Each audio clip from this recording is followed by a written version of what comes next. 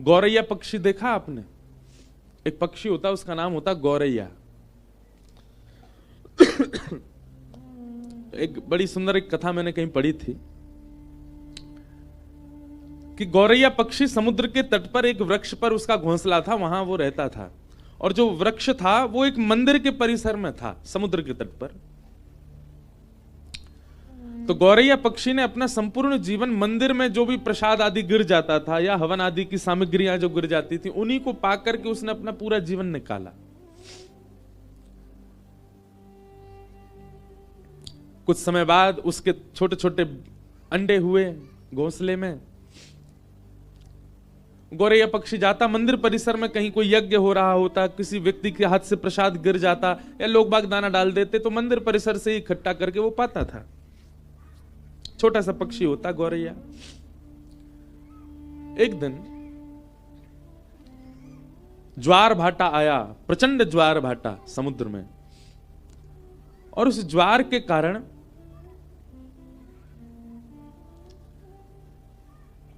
घोंसला जो वृक्ष के ऊपर था वहां तक लहरें आ गई समुद्र की, और वो घोंसला लेकर के समुद्र भीतर चला गया। गौरैया पक्षी जब लौट करके आई तो उसने देखा कि मेरा घोंसला तो चला गया।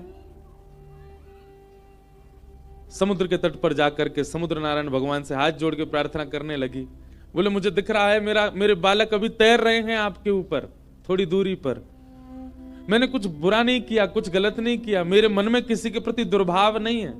हे समुद्र नारायण भगवान, आप साक्षात भगवान के स्वरूप हो, मेरी प्रार्थना स्वीकार कीजिए, मेरे घोंसले वापस लौटा दीजिए। मेरे बालक निर्दोष हैं, अभी उन्होंने जन्म भी नहीं लिया। तो गौरैया पक्षी के उस भाव को सुन के, जिनके बालक डोल रहे ना बाहर, उनको खेलने तो दो, पर यूं क्या उन्हें थोड़ी शांति से रह जाए। कोई के बालक नहीं है। मैया तेने का ठानी मन में, बालक अपने छोड़ दिए वन में। अब बेचारी मैया यूं कह रही होगी मैं काय कोट के जाऊं, जगह तो बड़ी मुश्किल से मिली। तो गौरैया पक्षी जब समुद्र नारायण से प्रार्थना करने लगी और अपने भाव कहने लगी, तो वैसे तो समुद्र कभी प्रकट होते नहीं, पर आज प्रकट हो गए। और प्रकट होकर के समुद्र नारायण बोले हंसते हुए, गौरैया पक्षी तुम मुझसे प्रार्थना तो ऐसे कर रही हो जैसे तुम्हारा कोई अस्तित्व है दुनिया में। तो गौरैया बोली मतलब? बोले जितने जीव पृथ्वी पर रहते हैं ना, उससे कई लाख गुना ज्यादा जीव मेरे अंदर रहते हैं। इस प्रचंड ब्रह्मांड में कोई तुम्हारी आवाज सुन भी रहा है? तुम्हारा कोई अस्तित्व है जो तुम प्रार्थना कर रही हो मुझसे? तो गौरैया पक्षी बोली कहीं ना कहीं मेरे प्राण हैं और मैं जीवित हूं, इसका मतलब मेरा अस्तित्व है, मैं कह सकती हूं आपसे। समुद्र नारायण जोर से हंसने लगे। बोले राम जी प्रचंड सेना लेकर के आए थे, खूब प्रार्थना करी, तब भी मैंने मार्ग नहीं दिया। गौरैया बोली तो अंत तो गत्वा क्या किया यह भी पूरी दुनिया को पता है, सेतु बना दिया आपके ऊपर। समुद्र बोले सीधी बात है, मैं घोंसले वापस नहीं लौटाऊंगा, मेरा कोई स्तर है,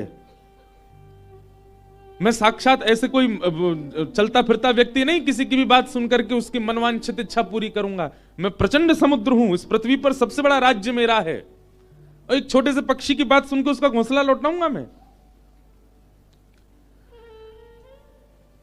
गौरैया पक्षी बोली आपको वैसे तो लौटा देना चाहिए, पर फिर भी आप जिद करेंगे तो फिर मैं भी जिद पे आ जाऊंगी।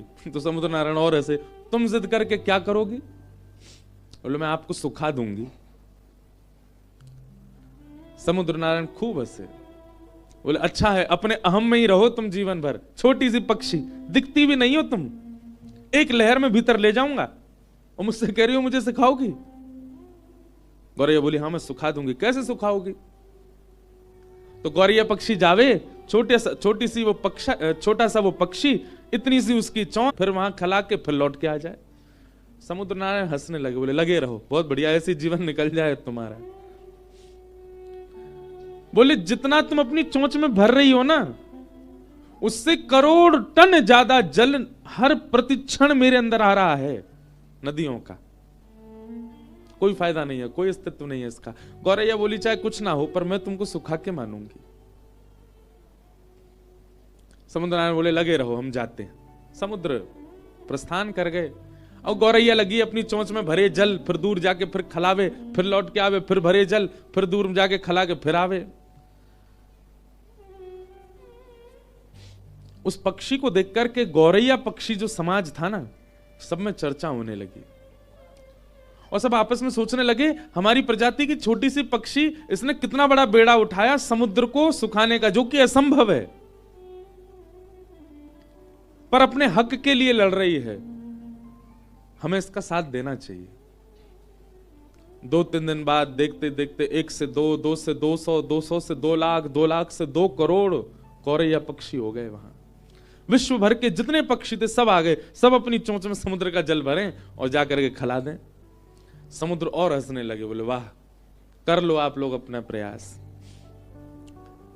पृथ्वी पर जितने गौरैया पक्षी हैं सब आ गए समुद्र को खिलाने के लिए, लेकिन फिर भी कोई समुद्र पर फर्क तो पड़ना नहीं था। गौरैया पक्षी के इस प्रयास को देख करके अन्य पक्षी समाज ने भी विचार किया कि हैं तो ये भी पक्षी, हम भी पक्षी, हमें इनका साथ देना चाहिए। तो तोताओं का समाज, कबूतरों का समाज और जितने भी उड़ने वाले पक्षी हैं सब अपने अपने परिवार और समाज को लेकर के आ गए और सब लगे चोंच में जल भरे और ले जाके दूर खला में। उसमें करोड़ों अरबों खरबों की तादाद में पक्षी अपनी चोंच में जल भर भर के ले जा रहे हैं और दूर खिला रहे हैं। नारद जी पृथ्वी पर आए, बोले भैया ये क्या कर रहे हो आप लोग? बोले समुद्र को सुखा रहे हैं। नारद जी भी हंस रहे, बोले ये हो सकता है कभी? कभी नहीं हो सकता। समुद्र को कोई नहीं खिला सकता, कोई नहीं सुखा सकता। तब पूरी कथा नारद जी को बताई। बोले हम जानते हैं कि हम समुद्र को नहीं सुखा सकते, पर समुद्र का अहंकार हमको तोड़ना है। हम लगे, हम भले अपने प्राण त्याग दें, पर पीछे नहीं हटेंगे, करेंगे।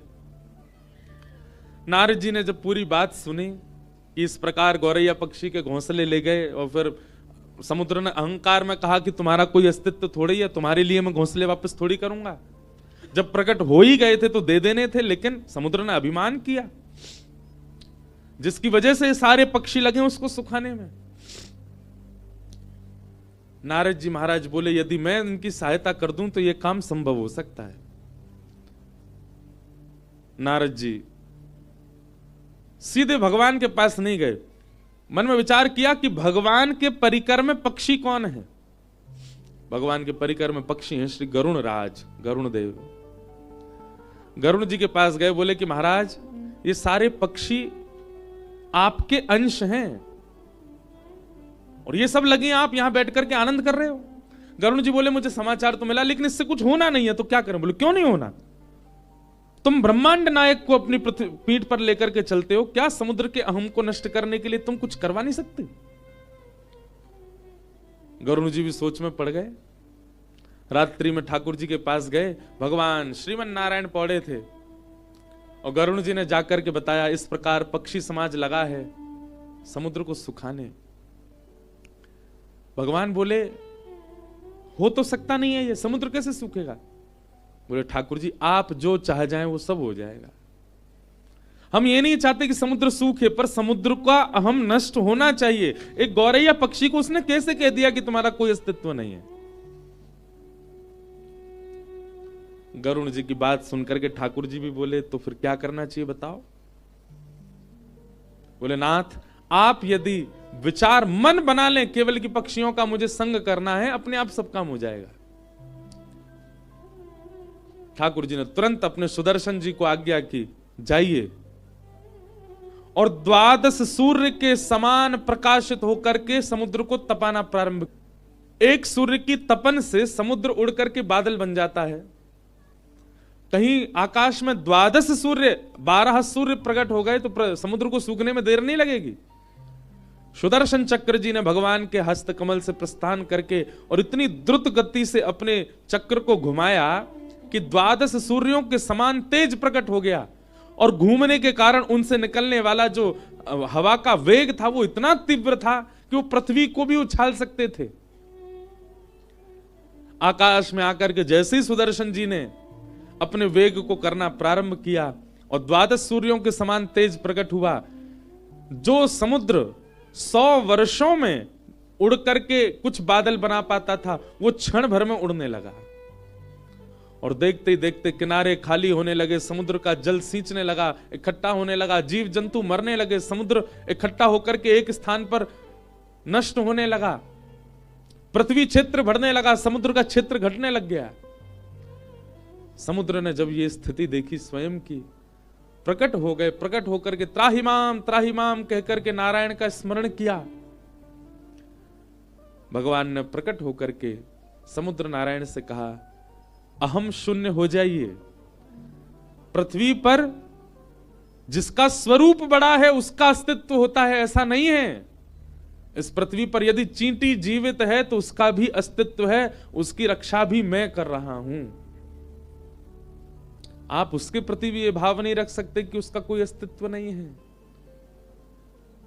एक चींटी रहती है, वह भी बालकों को जन्म देती है। ठाकुर जी कहते हैं वहां भी मेरी दृष्टि जाती है, उसको भी मैं देखता हूं। इसलिए समुद्रदेव, आप अपने विकसित रूप का अभिमान मत कीजिए। गौरैया पक्षी भले ही रूप में छोटी हो, पर उसकी निष्ठा और उसका कर्तव्य इतना श्रेष्ठ है कि वो आपको सुखाने के लिए तत्पर है। और उसकी निष्ठा कर्तव्य से प्रसन्न होकर के मैं भी उसका संग दे रहा हूं। समुद्र नारायण क्षमा मांगने लगे, बोले क्षमा कर दीजिए, मैं आज के बाद आपसे निवेदन करता हूं कि मैं कभी भी इस प्रकार के अहम में नहीं रहूंगा। कोई भी कैसी भी वस्तु समुद्र के भीतर आवे, मैं सबको किनारे कर दूंगा, किसी को भी स्वीकार नहीं करूंगा। तब भगवान ने कहा कि पहले गौरैया का घोंसला लौटाओ। और फिर समुद्र नारायण, जो कि इतने विशाल रूप के हैं, वे अपनी लहरों में गौरैया के उस घोंसले को लेकर के गए और गौरैया के चरणों में जाकर के अर्पित किया। सब पक्षियों के नेत्र सजल हो गए। ठाकुर जी सबकी सुनते हैं, सबकी मानते हैं, सबका भाव रखते हैं। बोलो भक्तवत्सल भगवान की। पितामह अपनी इच्छा मृत्यु से कहते हैं, भले ही रोम रोम में प्राण लगे पर मैं ऐसे प्राण नहीं त्यागूंगा। बोले प्राण कब निकलेंगे हमारे? बोले जब सामने संग चक्र गदा पद्मधारी सामने मेरे आके खड़े हो जाएंगे, उनको नेत्रों से भर के देख लूंगा, उनको अपने रोम रोम में जब मैं बसा लूंगा, तब मेरे प्राण निकलेंगे। मृत्यु देवी सामने खड़ी है, हाथ जोड़ के, स्पर्श नहीं कर पा रही भीष्म पितामह का, क्योंकि उनकी इच्छा मृत्यु है। वास्तव में भगवान तो द्वारिका चले जाते, पर मृत्यु देवी ने ठाकुर जी को रोका। बोले अभी मत जाओ। बोले क्यों? बोले भीष्म पितामह आपकी प्रतीक्षा कर रहे हैं, पहले उनके प्राण हरण होंगे तब आप जाओगे। इसलिए युधिष्ठिर जी के रोने का बानक बना और भगवान युधिष्ठिर को लेकर के भीष्म पितामह के पास गए। बंधुओं, जीवन चाहे जैसा हो, मृत्यु हो भीष्म पितामह जैसी। भले ही जीवन भर कौरवों का संग किया भीष्म पितामह ने, गलत लोगों का संग किया, कुछ गलतियां भी करी अपने जीवन में, पर उसका दंड भोगा उन्होंने। रोम रोम में बाण लगा भीष्म पितामह के, लेकिन मृत्यु भीष्म पितामह जैसी।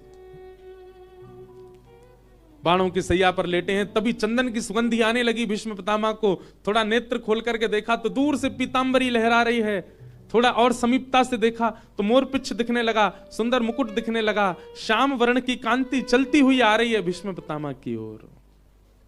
पितामह आनंदित हो गए, वाह जय हो, बस अब मेरा जीवन सार्थक हो जाएगा। सामने आकर के ठाकुर जी खड़े हो गए। भीष्म पितामह दर्शन करने लगे। पहले पांडवों को कुछ ज्ञान उपदेश किया, और वह ज्ञान उपदेश करने के बाद पितामह भीष्म बोले, पांडवों अब तुम सब किनारे हो जाओ, मुझे मेरा काम करने दो जिसकी मैं प्रतीक्षा कर रहा हूं।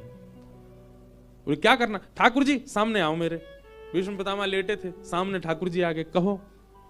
बोले मुझे इच्छा मृत्यु का वरदान है, जब तक मेरी इच्छा नहीं हो मैं प्राण नहीं त्याग सकता। आप मेरे सामने खड़े रहो, मैं आपके रोम रोम का दर्शन करूंगा, और जब मेरी इच्छा हो जाएगी, जब मैं तृप्त हो जाऊंगा आपके दर्शन से, अपने प्राण त्याग दूंगा। ठाकुर जी बोले, जे भले आए हम, देख तो रहे 10 साल तक तो खड़ी रहेंगे हम यहीं पे। इच्छा मृत्यु भैया कितने दिन की इच्छा कर सके। ठाकुर जी सामने खड़े हो गए। ठाकुर जी का मुखमंडल थोड़ा सा मुरझा गया कि मैं वैसे इतने दिनों से द्वारिका से दूर हूं, अब जब ये और भीष्म पितामह जन कितने दिन लगाए को मृत्यु करवे में। ठाकुर जी के मुखमंडल पर जैसे ही थोड़ी सी मुरझाहट आई तो भीष्म पितामह बोले, ए सुनिए, ये मुरझाया हुआ चेहरा नहीं देखना मेरे। क्षताम कलेवरम यावदिदं हिनुम्य प्रसन्न हासारुणलोचलोल्लस मुखाम्भुजो ध्यान पतश्चतुर्भुज। मुस्कुराइए ठाकुर जी, ऐसे मुरझाए हुए से खड़े मत। तो ठाकुर जी ने मुस्कान लगे, अरे नेक और मुस्कुराए दो। ठाकुर जी नेक और मुस्कुराए, बोले ऐसे नहीं, इतना मुस्कुराओ कि आपके गाल दोनों गोल गोल हो जाएं, इतनी जोर से मुस्कुराओ। प्रसन्न हासारुणलोचलोल्लसत्, मेरे लोचनों को आपके सुंदर गालों के दर्शन हो, फूलते भय गालन के, ऐसे प्रसन्न होके खड़े भय। ठाकुर जी जोर से मुस्कुरा रहे हैं। भगवान भीष्म पितामह बस ऐसे ही खड़े रहो, अब देख लूं आपको जरा। कैसी मृत्यु भीष्म पितामह की। कहां मृत्यु मातम होती है, कहां मृत्यु शोक होता है, पर भीष्म पितामह ने अपनी मृत्यु को उत्सव मना लिया। भैया जितने तिलक लगावे वाले बैठे हैं, कंठी मारा वाले बैठे हैं, नाम जप करवे वाले बैठे हैं, कथा सुनवे वाले बैठे हैं, हमारो भजन सार्थक तब मानो जब मृत्यु मातम नहीं मृत्यु उत्सव है जाए।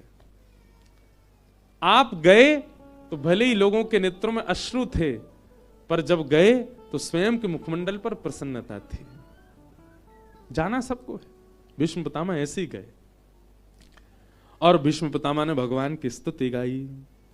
इतिमतिरुपकल्पिता वितृष्णा भगवत सात्वत पुंगवे विभुम्ने स्वसुखमुपगते क्वचिद् विहर्तुं प्रकृतिमुपेयुषि यद्धव प्रवाह। त्रिभुवन कमनं तमालवर्णं रविकर गौरवराम्बरं दधाने वपुरलककुलावृताननाब्जं विजय सखेरतिरस्तु मेन वैद्या युधितुर्गर्जो विधुम्न वेश्वक कचलुलितश्रमवारिणं कृतास्ये मम निशितशरै विभिद्यमान त्वच विलसन कवचेस्तु कृष्ण आत्मा। गंगा पुत्र भीष्म पितामह ने स्तुति गाई और स्तुति सुनकर के भगवान प्रसन्न हो गए और संपूर्ण स्तुति का गान करके उत्तरायण का समय हुआ, मकर संक्रांति जिसे कहते हैं, भीष्म पितामह ने ठाकुर जी को देखते देखते अपने प्राण भगवान में विलीन कर दिए। बोलो भक्तवत्सल भगवान।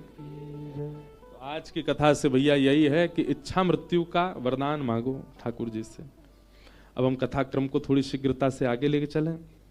भगवान द्वारिका चले गए, तत्पश्चात हमको ये चौथे दिन की जब कथा आती है ना, जिस दिन ठाकुर जी का जन्मोत्सव होना होता है, इस दिन हमारी बड़ी रेल भागती है। क्यों? 3 दिन तो हम बड़े आनंद में कथा करते हैं और चौथे दिन हमको लगता है अब कृष्ण जन्म करना है, बहुत सारी कथाएं हैं बीच में, सबका स्पर्श करना है। तो इसलिए चौथे दिन हम थोड़े मुक्त कम हो पाते हैं कि खुल के अपने भाव रखें अपनी, क्योंकि समय सीमित है और कथा बहुत है, इसलिए चौथे दिन की कथा में हमारी भागदौड़ बनी रहती है। अब भीष्म पितामह की स्तुति का अगर मैं विस्तार करने लग जाऊं तो 4 बज जाएंगे यहीं बैठे बैठे, वो विस्तार खत्म नहीं होगा और फिर कृष्ण जन्म कब हो। तो इसलिए हम प्रणाम मात्र करते हैं।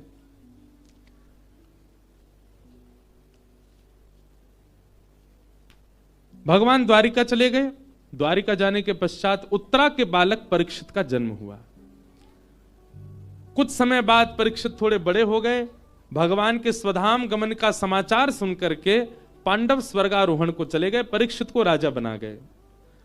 उन्हीं परीक्षित को एक दिन कलयुग मिला और कलयुग को उन्होंने 4 स्थान दिए। द्यूतम पानम स्त्रीह सूना, जुआ, मदिरापान, भक्ष सेवन, पर स्त्री पर पुरुष संग, हिंसा, पुनश्च याचमानाय जात रूप मदात प्रभु। दोबारा मांगने पर कलयुग को 5वां स्थान दिया, बिना मेहनत के कमाया गया धन। इन 5 चीजों से सुरक्षित रहिएगा। कौन कौन से 5? सबसे पहला जुआ, दूसरा मदिरापान भक्ष भक्ष दूषित सेवन, तीसरा पर स्त्री पर पुरुष संग, चौथा हिंसा लड़ाई झगड़ा कलेश, और 5वां बिना मेहनत से कमाया गया धन। ये 5 स्थान प्रदान करने के पश्चात स्वयं परीक्षित जी महाराज भटके और एक ऋषि का अपमान उनके द्वारा हो गया, जिसके कारण उनको 7 दिन में मरने का श्राप लगा। शमिक ऋषि ने श्राप दे दिया, श्रृंगी ने श्राप दिया शमिक के पुत्र ने, 7 दिन में तुम्हें तक्षक सर्प डसेगा, तुम्हारी मृत्यु हो जाएगी। अपनी मुक्ति का उपाय खोजने के लिए परीक्षित जी महाराज संतों से निवेदन कर रहे थे। तभी भ्रमण करते करते गंगा जी के तट पर आए और वहां बैठ करके अपने 7 दिन में मुक्ति कैसे मिले इसका उपाय खोजने लगे। तभी वहां श्री सुखदेव जी का आगमन हुआ। हाथ जोड़ करके सब लोग सुखदेव जी का स्वागत करो। कि तत्रा भवद भगवान व्यास पुत्रो यदच्छया गामटमानो नपेक्ष अलक्षलिंगो निजलाभतुष्टो वृतस्य वालैरवधूतभेश। श्री सुखदेव जी महाराज की। सुखदेव जी का आगमन हुआ। यहीं थोड़ी दूर पर ही सुखतीर्थ है, सुखताल, जिससे सुखतीर्थ ही उसका नाम है। वहां पर परीक्षित जी को श्री सुकाचार्य जी ने कथा सुनाई। सुकाचार्य जी आए, परीक्षित जी ने चरणों में प्रणाम करके कहा, जल्दी मरने वाली की मुक्ति का उपाय बताओ। तब सुकाचार्य जी ने कहा कि तुम मुक्ति चाहते हो, मुक्ति के लिए 7 दिन की आवश्यकता नहीं होती, मुक्ति के लिए तो 1 क्षण बहुत है। सावधानी से सुनना। सुखदेव जी कहते हैं, बोले परीक्षित तुम कह रहे हो 7 दिन में तुम्हारी मृत्यु होने वाली है, पर मुक्ति के लिए 7 दिन की अवधि की आवश्यकता नहीं है। 1 सेकंड मैं अभी चला जाता हूं, 7वें दिन फिर आऊंगा, और 7वें दिन तक्षक सर्प जब तुम्हें डस रहा होगा, वो तुम्हारी मृत्यु का जो अंतिम क्षण होगा, उस क्षण में मैं तुम्हें मुक्ति दिला दूंगा। क्यों? मुक्ति के लिए कुछ नहीं करना, केवल क्या करना, अंते नारायण स्मृति। अपनी अंतिम श्वास में नारायण बोलना है बस, अपनी अंतिम श्वास में श्री कृष्ण बोलना है बस, अपनी अंतिम श्वास में भगवान का कोई भी नाम बोल दो, तुम्हें मुक्ति मिल जाएगी। कितनी बड़ी विडंबना की बात है। आपने जीवन भर क्या किया, सब एक तरफ, अंतिम क्षण में अगर आपने भगवान नाम ले लिया तो आपके जीवन के सारे बुरे कर्मों को नजरअंदाज करके आपको मुक्ति दे दी जाएगी। आप कहोगे महाराज जी ये तो बहुत गलत है ना, किसी व्यक्ति ने जीवन में किसी के साथ, किसी को मारा, किसी को लूट लिया, किसी के साथ बहुत बुरा किया, इतना बुरा कार्य उसने किया, और वो अंतिम श्वास में नारायण बोल करके मुक्ति प्राप्त कर लेगा। यही तो विडंबना है। क्या? हर एक बात बहुत ध्यान से सुनिएगा, सब वेद प्रमाण हैं, सब शास्त्र प्रमाण हैं, सब संत प्रमाण हैं। व्यक्ति कितना भी प्रयास कर ले, जब उसकी मृत्यु समीप आती है ना, वो ठाकुर जी को ऐसे भूल जाता है जैसे याददाश्त चली गई हो, उसको नाम ही याद नहीं आता। वो बार बार सोचेगा, वृंदावन में जिनका दर्शन करते थे उनका नाम क्या था, आएगा ही नहीं याद। राम कृष्ण हरि नारायण गोविंद मधुसूदन मुकुंद मुरारी, ये सारे नाम भूल जाता है वो व्यक्ति। जन्म जन्म मुनि जतन कराही, अंत नाम कहीं आवत नाही। अंत में नाम याद नहीं आता ठाकुर जी का। तो कोई व्यक्ति अगर यह विचार कर रहा है कि अंतिम क्षण आवे तो मैं भगवान नाम गा लूंगा, मुक्ति तो मिल ही जाएगी, याद ही नहीं आएगा। आप कहेंगे तो फिर याद किसको आता है?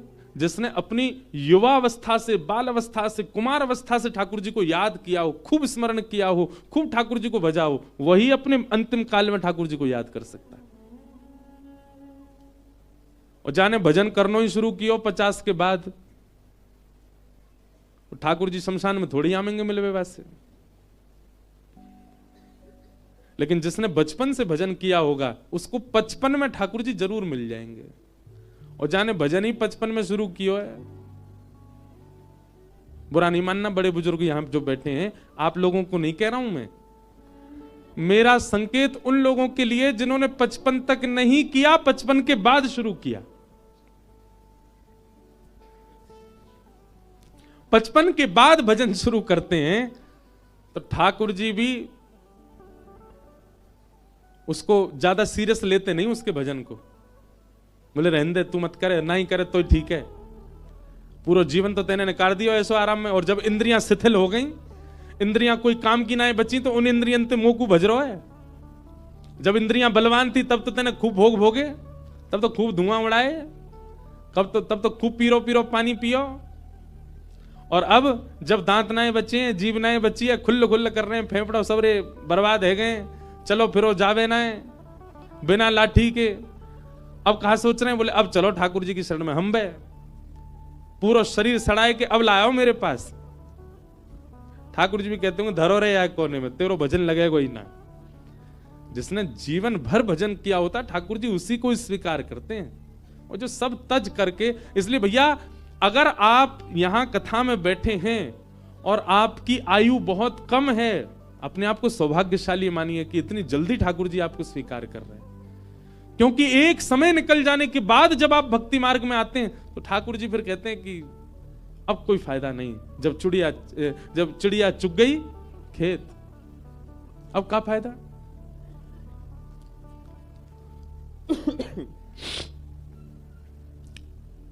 परीक्षित, मुक्ति के लिए अंतिम क्षण काफी है, तुम्हारे पास तो 7 दिन बचे हैं। परीक्षित बोले तो मुझे क्या करना चाहिए, इन 7 दिनों को मैं कैसे अपने जीवन का सार्थक बनाऊं। तब शुकाचार्य जी कहते हैं परीक्षित, मुक्ति तो राक्षसों को भी मिल जाती है, मुक्ति तो दुष्टों को भी मिलती है, मुक्ति तो उनको मिलती है जो ठाकुर जी के द्वारा मारे जाते हैं। तुम भक्त हो, हम भक्त हैं, हम भक्तों को मुक्ति की कामना नहीं होती, हम तो भक्ति मांगते हैं। परीक्षित जी महाराज कहने लगे मुक्ति भक्ति में अंतर क्या है। बोले मुक्ति का मतलब होता है शरीर त्यागने के बाद, मृत्यु के बाद भगवान का जब दर्शन होता है उसको मुक्ति कहते हैं। और भक्ति किसे कहते हैं, बोले शरीर में रहते हुए जीवित अवस्था में जब भगवान का दर्शन होता है उसको भक्ति कहते हैं। मुक्ति की कामना मत करो, भक्ति की कामना करो। तुम्हारे पास 7 दिन बचे हैं, इन 7 दिनों में तुम भक्ति का मार्ग चुनो ताकि मृत्यु होने से पहले ही तुमको ठाकुर जी दिखें। यह गलत कॉन्सेप्ट है कि मुक्ति मिलेगी वैकुंठ में तब भगवान के दर्शन होंगे, नहीं, हम अपनी भक्ति से अभी दर्शन करेंगे। मीराबाई के भैया का नाम पता है आपको, मीराबाई के एक भाई थे, उनका नाम था जयमल। क्या नाम था, जयमल।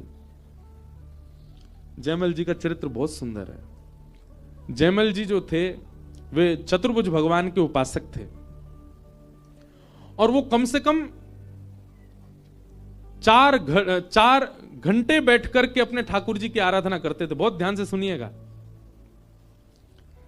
जयमल जी का नियम था वो जितनी देर अपने ठाकुर जी की आराधना करते थे उतनी देर के लिए उन्होंने अपने पूरे शासन प्रशासन और सब सेनापति मंत्री सबको कह रखा था, इन 4 घंटों में ब्रह्मा भी आ जाए मेरे पास कोई नहीं आएगा। केवल उनकी जन्मदात्री मां को अधिकार था उनके पास जाने का, बाकी 4 घंटे में चाहे पूरा राज्य लुट रहा हो तो भी जयमल को कोई जाके बोल नहीं सकता कि हे राजन आप उठो। तो एक बार की बात है, ठाकुर जी की इतनी आराधना करते थे, सब लोग सावधानी से सुनना। एक उनके दुश्मन राजा थे, उनको यह बात पता चली कि दिन भर के ये 4 घंटे ऐसे हैं जिसमें जयमल भक्ति करता है, भजन करता है, और उस समय कोई भी जाकर के जयमल को उठा नहीं सकता। अगर हम अपनी सेना तैनात करके उसी समय में 4 घंटे के भीतर अगर आक्रमण कर दें और पूरे नगर पर कब्जा कर लें तो जयमल कुछ नहीं कर पाएगा। और उन्होंने वही किया। राजा ने रात में ही अपनी पूरी सेना चारों ओर से घेर लिया उस नगर को, और सुबह वो घड़ी प्रारंभ हुई जिस समय जयमल अपने भजन में जाते थे। तो जयमल जी जैसे ही अपने भजन में गए तुरंत आक्रमण, उनके नगर पर आक्रमण हो गया। और जैसे ही आक्रमण हुआ, अब तो महामंत्री सेनापति जितने भी उनके प्रधानमंत्री आदि सब थे, सब लोग घबरा गए, क्या करें, जयमल जी तो भी भजन में, और अभी तो प्रारंभ हुआ 4 घंटे तक, तो 4 घंटा में तो पूरा नगर जला देंगे। सब लोग राजमाता के पास गए, राजमाता से जाकर के कहा कि आप ही कुछ नहीं। बोले मैं भी जा तो सकती हूं पर बीच भजन में विक्षेप मैं भी नहीं डाल सकती।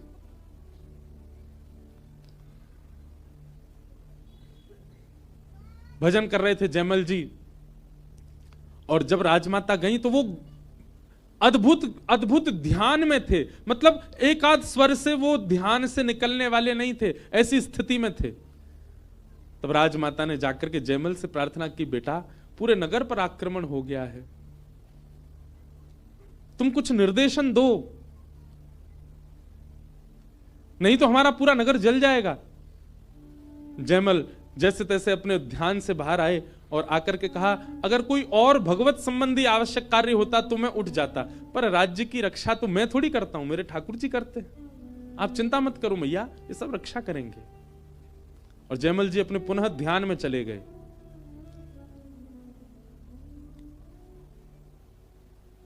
जयमल जी के इस अटूट विश्वास को ठाकुर जी ने देखा कि पूरा नगर घेर लिया है, आक्रमण हो गया है, और इसका विश्वास है कि मैं रक्षा करता हूं। तुरंत महाराज भगवान चतुर्भुज भगवान ने 2 भुज रूप धारण किया, जयमल जी के भांति मुकुट धारण किया, कवच पहन लिया, बिल्कुल श्याम वर्ण के श्री ठाकुर जी एक धुरंधर राजा के रूप में प्रकट हो गए, और प्रकट होकर के तुरंत घुड़साल में गए और जयमल का जो घोड़ा था उसी घोड़े पर बैठे, और बैठ करके ना जाने कैसे उस महल की अटारी पर ले गए, क्योंकि महल के द्वार बंद थे, सेना लगी थी नीचे कि बाहर की सेना भीतर ना आ जाए।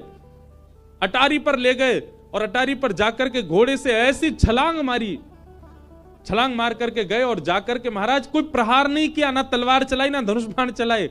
ठाकुर जी ने केवल बीच सेना में जाकर के, वहां दुश्मन सेना सब देख रही है, अरे ये इकलौता कोई राजा आ रहा है, थोड़ी सी धूल जैसे ही शांत हुई, ठाकुर जी ने जाकर केवल अपनी कटाक्ष नेत्रों से अपने नेत्र घुमा करके पूरी सेना को देख लिया। और जैसे ही ठाकुर जी ने अपने कटाक्ष नेत्रों से देखा, सेना ने ठाकुर जी को देखा, सब खड़े खड़े ही मूर्छित हो गए। और मूर्छित होकर के जैसे ही देखा कि पूरी सेना मूर्छित हो गई, ठाकुर जी वापस गए और जाकर के मंदिर में व्यवस्थित हो गए। यहां जयमल जी के 4 घंटे की आराधना पूरी हुई। जयमल जी बोले, अब तो नगर पूरा जल गया होगा, नष्ट हो गया होगा। मंत्री आदियों से पूछा, हाँ भाई क्या रिपोर्ट? सबने कहा, बोले भगवान आक्रमण तो हुआ पर अभी तक एक भी बाण नहीं चला बाहर से। जयमल जी बोले, क्यों? बोले हमने अनुमान लगाया तो सेना तो बहुत है, इतनी सेना है कि हमारा पूरा राज्य नष्ट हो जाएगा, परंतु पता नहीं क्यों अभी तक आक्रमण नहीं हुआ। जयमल जी ने अपने कवच आदि पहने, कवच आदि पहन करके अपने घोड़े को बुलवाया तो कहा, अरे महाराज घोड़ा तो बहुत हाँफ रहा है, घोड़े में से सुंदर सुगंधी आ रही है, घोड़े के पैर पूरे कीच कीचड़ और धूल में सने हुए, मानो घोड़ा कहीं गया था। जयमल जी बोले, ये कैसे संभव हो सकता है? जयमल जी फिर भी बैठ गए। मुख्य द्वार खुला, जैसे जयमल बाहर गए, बाहर जाकर के देखा तो पूरी सेना तो चारों ओर खड़ी है मारने के लिए, पर सब मूर्छित पड़े हैं। और मूर्छा भी कैसी, कोई मृतक नहीं है, केवल मूर्छित पड़े हैं। जयमल जी ने जाकर के जब देखा, सब मानो विरह में हैं, हा नाथ हा नाथ हा नाथ कहती पूरी सेना। जयमल जी ने जाकर के जो मुख्य राजा था उससे जाकर के बात की, उसके ऊपर थोड़ा पानी का छिड़काव किया, वो होश में आया। बोले, क्या बात है, तुम सेना लेके आए, तुमने आक्रमण क्यों नहीं किया और ये सब मूर्छित क्यों पड़े हैं? वो राजा रुदन करने लगा, चरण पकड़ लिए, बोले तुमने किसको भेजा था बाहर? जयमल जी बोले, किसको भेजा था मतलब? बोले, हम आक्रमण कर रहे थे, उस समय एक बड़ा युवा सा एक राजकुमार घोड़े पर बैठकर, इसी घोड़े पर बैठ करके आया था। उसके अद्भुत कटाक्ष, उसका रूप लावण्य ऐसा, घुंघराले केश, ऐसी सुगंधी महक रही थी पूरे रणभूमि में। अरे उसका रूप देख करके हम सब न्योछावर हो गए हैं। हम सदा के लिए तुम्हारे दास बने रहेंगे, कभी आक्रमण नहीं करेंगे, सदा तुम्हारे राज्य की सेवा करेंगे, बस हमारी एक मनोकामना पूरी कर दो, मुझे और मेरी पूरी सेना को एक बार फिर से उस राजकुमार का दर्शन करा दो। जयमल जी समझ गए, बोले कि भैया ऐसे रूप के प्रति आसक्ति किसी मानव की नहीं हो सकती, ऐसा रूप किसी मानव का नहीं हो सकता कि पूरी प्रजा ऐसे मोहित हो जाए। जयमल जी दौड़े दौड़े गए और जाकर के जैसे ही चतुर्भुज भगवान को देखा, ठाकुर जी मंद मंद मुस्कुरा रहे हैं, मूर्तिमंत होकर के खड़े हैं। जयमल जी को विश्वास हो गया कि यही हैं, उस शत्रु राजा को लेकर के आए, अपने चतुर्भुज भगवान का दर्शन कराया और दर्शन करा करके बोले, क्या यही आए थे बाहर? उसने जब चतुर्भुज देखे, उसने जब पूरा भेष देखा, तब तो उसे विश्वास नहीं हुआ, बोले ये तो नहीं थे। पर जैसे ही मुखमंडल देखा, नेत्रों के कटाक्ष देखे, नासिका देखी, मुस्कान देखी, बोले यही थे, यही नेत्र थे, यही नासिका थी, यही मुस्कान थी, यही संपूर्ण रूप लावणी, यही आए थे बाहर। जयमल जी न्योछावर हो गए अपने ठाकुर जी के आगे, धन्य है ऐसी ठाकुर जी की भक्त वत्सलता। तो मुक्ति का मतलब होता है मृत्यु के पश्चात भगवान का दर्शन, भक्ति का मतलब होता है जीते जी भगवान का दर्शन, जीवित अवस्था में ठाकुर जी का अनुभव। तुम भक्ति मांगो, मुक्ति मत मांगो। तब परीक्षित महाराज ने मुक्ति की कामना की और श्री शुकाचार्य जी ने अब भक्ति की राह उनको दिखाना प्रारंभ किया। बोलो भक्तवत्सल भगवान की। उद्धव विदुर संवाद आया, जहां यहीं हरिद्वार में विदुर जी महाराज ने मैत्री मुनि के आश्रम में आकर के भागवत धर्म का श्रवण किया। कपिल देवभूति संवाद में कपिल भगवान ने देवभूति माता को अद्भुत ज्ञान उपदेश किया। देवभूति माता के अनेक प्रश्नों का उत्तर भगवान कपिल दे रहे हैं। ध्रुव चरित्र का भाव आया, जहां पर नन्हे से ध्रुव जी ने मधुवन में जाकर के भगवान के प्रत्यक्ष साक्षात्कार किए। उनकी पूरी परंपरा का वर्णन किया गया, जहां पर भगवान के पृथु अवतार का भाव भी सुनाया गया। नरकों का वर्णन किया, मनवंतरों का वर्णन किया, रहुगण जड़भरत संवाद आदि ये सब प्रसंग सुनाए गए। सबको हम केवल स्पर्श करते हुए चल रहे हैं। तत्पश्चात भगवान के एक परम भक्त हुए, जिनका नाम है वृत्रासुर। वृत्रासुर का चरित्र सुनाया गया। लगभग बहुत वर्षों से मैंने वृत्रासुर का चरित्र कहा नहीं, आज थोड़ा इसका विस्तार करेंगे, बहुत ध्यान से सुनिएगा। ठाकुर जी का जन्मोत्सव अभी करेंगे हम लोग, पर उससे पहले के जो क्रम है उनको कर लें। एक असुर हुआ जिसका नाम था वृत्रासुर, जिसने भगवान की स्तुति गाकर के ठाकुर जी की मधुर प्राप्ति की। ऐसा कई आचार्यों का मानना है कि वृत्रासुर की जो स्तुति है, इन स्तुति का पालन यदि कोई भक्त अपने जीवन में करे तो भगवत प्राप्ति उसको संभव है। वृत्रासुर का चरित्र थोड़ा सा विस्तार से हम सुनाएं, क्योंकि कई कथाएं इसमें आती हैं। देवताओं के एक गुरु थे, उनका नाम था बृहस्पति। देवताओं के गुरु का नाम है बृहस्पति। बहुत ध्यान से सुनिएगा, बहुत अच्छी कथा है। तो एक बार की बात है कि देवता कुछ आयोजन कर रहे थे और उसमें सब लोग नाच रहे थे, गा रहे थे, उत्सव मना रहे। तभी बृहस्पति का आगमन हो गया स्वर्ग में। सब लोग इधर देखो, बहुत ध्यान से सुनो। इंद्र यानी कि देवताओं के राजा ने बृहस्पति को आते हुए देख लिया, और बृहस्पति को आते देख उनके मन में आया कि अब ये गुरुजी और आ गए यहां पे, अब हम लोगों को इनका सम्मान करना पड़ेगा, इनके लिए आसन लगाना पड़ेगा। नाच गा रहे थे, थोड़ा सभ्यता रखनी पड़ेगी। गुरुजी भी कभी भी आ जाते हैं। अब इंद्र के मन में जब ये भाव आया अपने गुरु के प्रति, तो बृहस्पति को ये बात समझ आ गई कि इंद्र मेरी उपस्थिति से प्रसन्न नहीं है। तो बृहस्पति बोले, मुझे कौन सी गरज पड़ी इनका गुरु बनने में। बृहस्पति जी ने अपने गुरु पद से त्याग कर दिया और श्री बृहस्पति जी अंतर्ध्यान हो गए। बंधुओं, एक बात बताएं आपको, ठाकुर जी के प्रति आपके मन में यदि कभी ऐसा भाव आ जाए, दुर्भाव आ जाए, वह आपको इतना दंडित नहीं कर, ठाकुर जी दंडित करेंगे ही नहीं। पर यदि आचार्यों के प्रति, गुरुओं के प्रति, वैष्णवों के प्रति यदि आपके मन में दुर्भाव आ जाता है, ठाकुर जी कभी क्षमा करते नहीं फिर। इसलिए एक चीज का बहुत ध्यान रखा कीजिए कि आपसे कभी वैष्णव अपराध ना बने। भगवत अपराध बन जाए कोई दिक्कत नहीं। ठाकुर जी, कई लोग पूछते हैं महाराज जी स्नान करते करते हमारे हाथ से फिसल गए, ठाकुर जी हमसे नाराज है? नहीं। कई माताओं के छोटे छोटे बालक होते हैं, वो नहाते नहाते गिर जाते हैं। हर माता का एक बालक कभी ना कभी तो बिस्तर से भी गिरा होगा, कभी हाथ से भी छूटा होगा। इसका मतलब ये थोड़ी बालक नाराज है, बालक उदम इतना मचाता है, गिर जाता है। तो ठाकुर जी अगर कभी हाथ से गिर जाएं, कभी कुछ, उसमें ठाकुर जी नाराज है ऐसी बात नहीं। और कभी अगर ठाकुर जी कहीं से खंडित हो जाएं, उसका एक भाव माना जाता है कि आपने ठाकुर जी को पाषाण माना था, इसलिए ठाकुर जी खंडित हो गए। अब ठाकुर जी कह रहे हैं दोबारा मेरी सेवा लाओ, दूसरी सेवा लाओ, और अब की बार पाषाण मत मानना, प्रत्यक्ष मेरे प्रति यह भाव रखना कि मैं प्रत्यक्ष हूं, कभी खंडित नहीं हो सकते ठाकुर जी। तो एक बात और है, अगर आप ठाकुर जी को पाषाण मानते हैं ना, तो ठाकुर जी ऐसी स्थिति बनाएंगे कि वो आपके हाथ से गिरें। अगर आप उनको प्रत्यक्ष मानोगे तो कभी ठाकुर जी आप पकड़ोगे ही ऐसे, आप बैठाओगे ही ऐसे, आप सेवा ही ऐसे करोगे कि वो प्रत्यक्ष हैं, कभी छूट ही नहीं सकते हाथ से। पर इसमें भी ये नहीं मानना चाहिए कि ठाकुर जी आपसे नाराज हैं।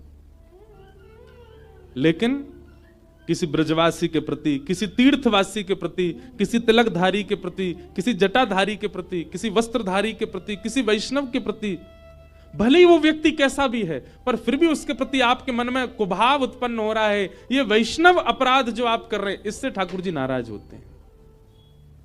इसलिए कभी वैष्णव अपराध मत करना। बृहस्पति अपने गुरु पदवी का त्याग कर देते हैं, और देवता और दैत्यों के यहां एक नियम चलता है, गुरु जितने बलवान उतने ही ज्यादा बलवान देवता, उतने ही ज्यादा बलवान दैत्य। अब जब गुरु जी चले गए तो फिर दैत्यों का सारा बल चला गया, देवताओं का बल चला गया, और देवताओं का बल जाते ही दैत्यों ने आक्रमण कर दिया स्वर्गलोक पर। देवता मारे मारे फिरने लगे, कहां जाएं, क्या करें, हमारे गुरु जी तो है नहीं। ब्रह्मा जी के पास गए, ब्रह्मा जी से जाकर के कहा आप कोई उपाय बताओ। तो ब्रह्मा जी ने कहा तुम देवताओं में एक देवता है, उनका नाम है त्वष्टा, और त्वष्टा के पुत्र का नाम है विश्वरूप। यदि आप विश्वरूप को अपना गुरु मान लो तो ये बृहस्पति के समान है, ये तुम्हारा बल बढ़ा देंगे। बहुत ध्यान से सुनना। विश्वरूप को गुरु बनाया, और विश्वरूप को गुरु बनाने के बाद जब उनकी आराधना करने लगे, विश्वरूप की जो माता जी थी वो दैत्यों की बहन थी, तो कहीं ना कहीं दैत्य विश्वरूप के कौन हुए, मामा। तो देवताओं के गुरु विश्वरूप और विश्वरूप के मामा दैत्य, मतलब देवताओं के शत्रु। तो विश्वरूप कभी कभी अपने मामाओं का भी बल बढ़ाते थे यज्ञ आदि करने में। इंद्र को जब यह बात पता चली तो इंद्र ने क्रोध में आकर के अपने गुरु का सर धड़ से अलग कर दिया। पहले तो बृहस्पति का अपमान किया, और फिर उसके बाद में दूसरे गुरु जो बने विश्वरूप, उनका सर धड़ से अलग कर दिया, जिसके कारण इंद्र को ब्रह्म हत्या लग गई और वो अब स्वर्ग में राज्य नहीं कर सकते। तब इंद्र ने कहा अगर मेरे इस ब्रह्म हत्या के दोष को कोई लोग अपने ऊपर धारण कर लें, मेरे ब्रह्म हत्या के दोष को यदि कोई अपने ऊपर ले ले, तो मैं उसको, एक मेरा दोष लगेगा, दूसरी तरफ मैं उसको वरदान दूंगा। 4 लोग आगे आए, ब्रह्म हत्या का दोष जिन्होंने अपने ऊपर धारण किया। सबसे पहले जल। तो जल में उठने वाला जो फैन है, जो झाग हैं, कभी कभी समुद्र में होते हैं, वे ब्रह्म हत्या का दोष माने जाते हैं। उनका स्पर्श करके स्नान करना चाहिए। दूसरा आगे आई वृक्ष। तो वृक्षों से निकलने वाला जो श्वेत तत्व है, कभी कभी पत्ता तोड़ो तो उसमें से कुछ निकलता है, ब्रह्म हत्या का दोष है। कभी कभी औषधि के लिए उसका प्रयोग किया जाता, पर उसके बाद भी स्नान आवश्यक है, क्योंकि वो ब्रह्म हत्या का दोष है। तीसरा, उस दोष को धारण किया पृथ्वी ने। तो पृथ्वी के ऊपर जहां पर रक्त वर्ण दिखता है, लाल वर्ण की माटी दिखती है, कभी कभी उसको ब्रह्म हत्या का दोष माना जाता है। और चौथा, ब्रह्म हत्या के दोष को अपने ऊपर धारण किया माताओं ने। इन 4 लोगों ने अपने ऊपर ब्रह्म हत्या के दोष को लिया, जिसके लिए मासिक धर्म होता है। इंद्र ने इन 4 को एक एक वरदान दिया। जल को वरदान दिया कि तुम्हारे बगैर किसी का रूप निरखेगा ही नहीं, कुछ भी बनाने में आपकी आवश्यकता होगी, आपके बगैर किसी का काम नहीं चलेगा, आप सबके रूप को पूर्ण करने में समर्थ रहोगे। वृक्षों को वरदान दिया कि आपको कोई कहीं से भी काट दे, कुछ दिन जल का सिंचन हो जाए तो आप फिर प्रकट हो जाओगे, आप कभी पूर्ण रूपेण जब तक जड़ से ना उखाड़े आप मरोगे नहीं। वृक्षों को कई बार ऊपर से काट दो फिर से निकल आते हैं। पृथ्वी को वरदान दिया कि आप में कोई कितना भी गड्ढा कर दे आप फिर भर जाओगे, अपने आप ही भर जाओगी, आप में गड्ढा रह नहीं सकता। और माताएं बहनों को वरदान तो अद्भुत ही दिया, बोले आप किसी को भी अपने वश में कर सकते हो आपको वश में करने की शक्ति हम प्रदान करते हैं। जब तक बालिका होती हैं तब तक पिता को वश में कर लेती हैं, पिताजी ये चाहिए वो चाहिए, ये खाना वो खाना सब। जब ब्याह हो जाता है तो पति वश में रहता, और जब पुत्र जन्म ले तो पुत्र वश में रहता है, सब इनके वश में रहते हैं। ये इंद्र का वरदान है इनको। इंद्र पुनः राजा बन गए क्योंकि उनके ब्रह्मत्या के दोष को 4 लोगों ने ले लिया। परंतु विश्वरूप जिनको मारा गया था उनके पिता ने इंद्र से बदला लेने के लिए, मेरे बेटे को मार दिया इंद्र ने, उन्होंने यज्ञ से एक नया बालक उत्पन्न किया जिसका नाम हुआ वृत्रासुर। वृत्रासुर इतना भयानक राक्षस था कि देवता त्राहिमाम करके दौड़ने लगे उससे बचने के लिए। परंतु यज्ञ करते समय त्वष्टा से एक गलती हो गई, उन्होंने मंत्र का उच्चारण किया, उसमें अनुस्वार की गलती के कारण इंद्र का शत्रु बालक तो हुआ, इंद्र को मारने वाला नहीं, इंद्र से मरने वाला बालक हुआ। लेकिन वृत्रासुर इतना बलवान था कि उसके आगे कोई देवता टिक नहीं पाए। ब्रह्मा जी के पास गए, बोले क्या करें, ये तो हमको मार देगा, देवता सब खत्म हो जाएंगे। तब ब्रह्मा जी ने कहा एक ही उपाय है। बोले क्या? दधीच मुनि के पास जाओ और उनकी अस्थि यानी कि हड्डी, उनकी हड्डियों से वज्र बनेगा, उसी वज्र से मरेगा ये। अब देवता सब बोले हम किसी ऋषि से जाके कैसे कह दें अपनी हड्डी दे दो। ब्रह्मा जी बोले देख लो, अगर दे दें तो तुम बच जाओगे, नहीं तो सब अलविदा। देवता दौड़े दौड़े दधीच मुनि के पास गए, दधीची जी से जाके कहा कि आप अपनी अस्थि प्रदान कर दीजिए, हड्डी दे दीजिए। दधीच मुनि ने बलिदान किया और अपनी हड्डियां प्रदान कर दी देवताओं को, और उसी से वज्र बना जिससे वृत्रासुर के साथ युद्ध हुआ। पर युद्ध से पहले वृत्रासुर ने भगवान की स्तुति गाई, और ये स्तुति सुनने लायक है, याद करने लायक है। अहम हरे तव पादैकमु